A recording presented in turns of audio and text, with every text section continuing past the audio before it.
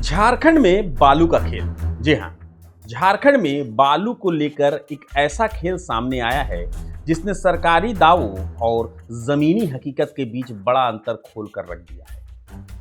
झारखंड राज्य खनिज विकास निगम यानी जेएसएमडीसी दावा कर रही है कि संताल परगना के 4 जिलों दुमका, देवघर, जामताड़ा और गोड्डा के अलग अलग स्टॉक यार्ड में 13,30,000 सीएफटी से ज्यादा बालू मौजूद है।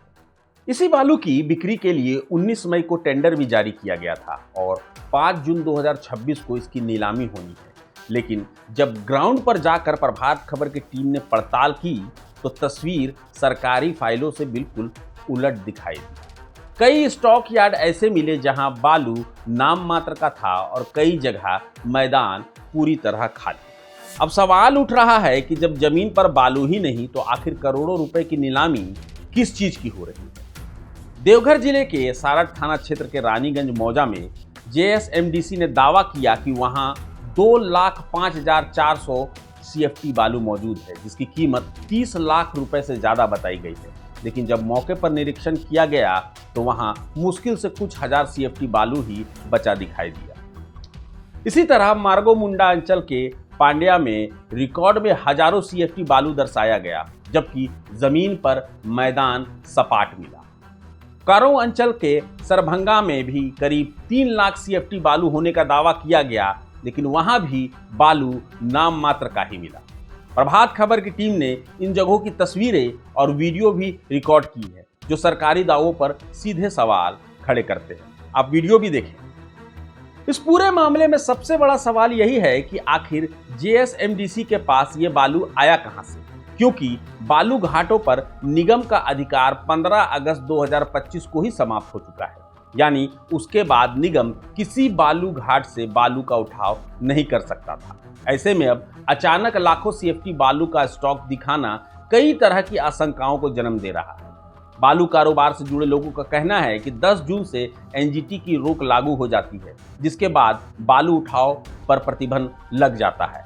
ऐसे में आशंका जताई जा रही है कि नीलामी के नाम पर बड़े पैमाने पर चालान जनरेट किए जा सकते हैं और बाद में उन्हीं चालानों के सहारे घाटों से अवैध बालू निकालकर मानसून के दौरान उसे वैध बताकर बेचा जा सकता है।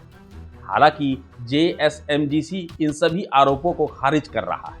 निगम के सैन्य अधिकारी करुण चंदन का कहना है कि अगस्त 2025 तक जो बालू घाटों से उठाकर स्टॉक यार्ड में रखा गया था उसी की अब नीलामी की जा रही है। उनका दावा है कि सरकार से अनुमति मिलने के बाद ही टेंडर निकाला गया है और पूरी प्रक्रिया पारदर्शी तरीके से हो रही है। लेकिन जब उनसे पूछा गया कि जिन जगहों पर लाखों सीएफटी बालू दिखाया गया है वहां जमीन पर बालू क्यों नहीं मिल रहा, तो उनका जवाब था कि हो सकता है बारिश में बालू बह गया होगा।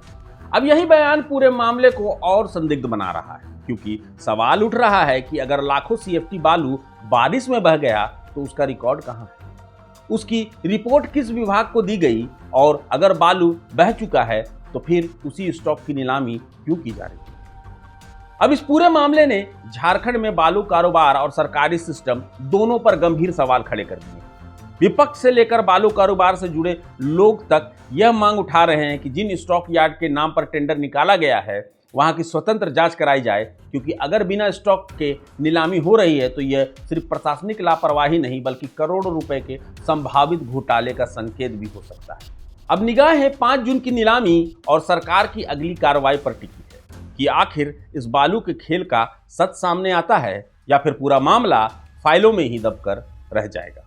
इस खास पेशकश में फिलहाल इतना ही। मैं अभिषेक आनंद, मुझे दीजिए इजाजत, मगर जुड़े रहे प्रभात खबर झारखंड के साथ।